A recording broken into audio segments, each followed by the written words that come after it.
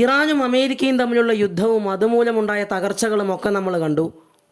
പക്ഷേ ഇതുപോലെ നമ്മുടെ രാജ്യത്തിൻ്റെ പരമാധികാരത്തിലോട്ട് ഒരു വിദേശ ശക്തിക്കും കടന്നു കയറാൻ കഴിയാത്തത് ഒബ്വിയസ് ആയിട്ടും നമ്മളൊരു ന്യൂക്ലിയർ പവർ ആയതുകൊണ്ടാണ്.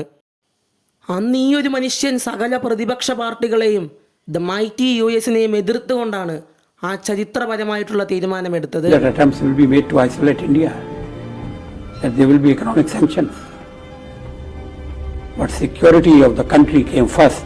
അന്ന് പ്രതിപക്ഷ നിരയിലെ പ്രമുഖനും പിൽക്കാലത്ത് യൂണിയൻ ഹോം മിനിസ്റ്ററും യൂണിയൻ ഫിനാൻസ് മിനിസ്റ്ററും ഒക്കെയായി തീർന്ന പി ചിദംബരത്തെ പോലുള്ള നേതാക്കൾ ഇതിനെ എങ്ങനെയാണ് നേരിട്ടത്? അവരുടെ എല്ലാം എതിർപ്പുകൾക്കെന്ന് വാജ്പേയി സാർ വഴങ്ങിയിരുന്നെങ്കിൽ എന്താകുമായിരുന്നു ഇന്ത്യയുടെ ഇന്നത്തെ അവസ്ഥ? അമേരിക്കയുടെ ചാരക്കണ്ണുകളെ വെട്ടിച്ച് ഇന്ത്യ നടത്തിയ ആ പരീക്ഷണം, ഓപ്പറേഷൻ പൊക്രാൻ, ഇതിൻ്റെ പിന്നിലെ കഥയറിയണമെങ്കിൽ നമ്മൾ അല്പം കൂടി പിറകോട്ട് പോകേണ്ടിയിരിക്കുന്നു.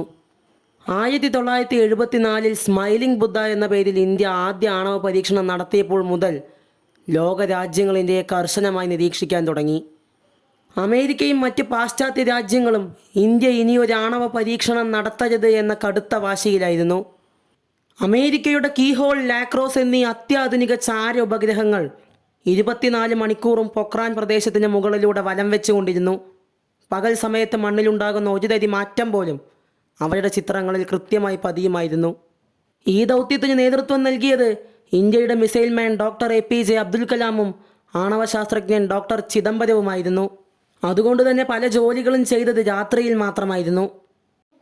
മണലിലുണ്ടാകുന്ന ടയർപ്പാടുകളും കാൽപ്പാടുകളുമെല്ലാം നേരം വെളുക്കുന്നതിന് മുമ്പ് നമ്മുടെ സൈനികർ കൃത്യമായി മായ്ച്ചു കളഞ്ഞു. ദൗത്യത്തിൽ പങ്കെടുക്കുന്ന ശാസ്ത്രജ്ഞരുടെ രഹസ്യാത്മകതയും സുരക്ഷയും പരിഗണിച്ച് അവർക്കെല്ലാം ഓരോ വ്യാജ പേരുകൾ നൽകിയിരുന്നു. Doctor APJ Abdul Kalam major Prithviraj എന്നാണ് അവിടെ അറിയപ്പെട്ടത്. അങ്ങനെ ആ വിധി നിർണായകമായ ദിവസം വന്നു ചേർന്നു. 1998 മെയ് 11. അമേരിക്കൻ ഇൻ്റലിജൻസ് ഡെസ്കുകളിലെത്തിയ പുതിയ ചിത്രങ്ങളിലെല്ലാം എല്ലാം സാധാരണ പോലെയായിരുന്നു. അവർ ഉറപ്പിച്ചു, യാതൊരു മാറ്റവും സംഭവിച്ചിട്ടില്ല.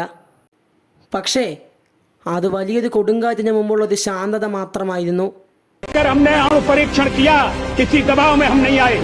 और परीक्षण के मामले में जो पूर्व प्रधानमंत्री हैं, उन्होंने किस तरह से व्यवहार किया था, मैं सारा चिट्ठा सदन के सामने.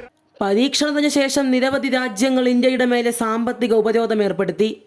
പക്ഷേ ഇന്ത്യ അതിനെയെല്ലാം ധീരമായി നേരിട്ടു. ഇന്നും ഓപ്പറേഷൻ പൊഖ്രാൻ ഇന്ത്യയുടെ ചരിത്രത്തിലെ ഏറ്റവും പ്രധാനപ്പെട്ട അധ്യായങ്ങളിൽ ഒന്നായി കണക്കാക്കപ്പെടുന്നു. ഒരു രാജ്യം പരിമിതമായ വിഭവങ്ങൾ ഉപയോഗിച്ച് ലോകത്തിലെ തന്നെ ഏറ്റവും ശക്തമായ നിരീക്ഷണ സംവിധാനങ്ങളെ മറികടന്നു. ഇത് വെറും ഒരു ആണവ പരീക്ഷണത്തിൻ്റെ മാത്രം കഥയല്ല, ബുദ്ധിയുടെ, കൃത്യമായ ഏകോപനത്തിൻ്റെ കഥ കൂടിയാണ്.